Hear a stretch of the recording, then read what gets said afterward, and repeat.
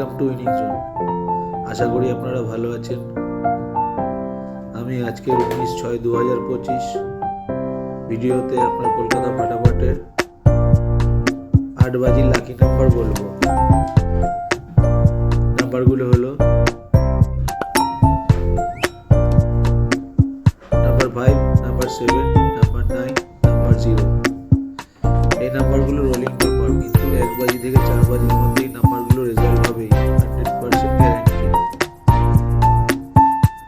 একবার রেজাল্ট হয়ে গেলে খেলা বন্ধ করতে হবে, তাতে আপনাদের প্রফিট থাকবে।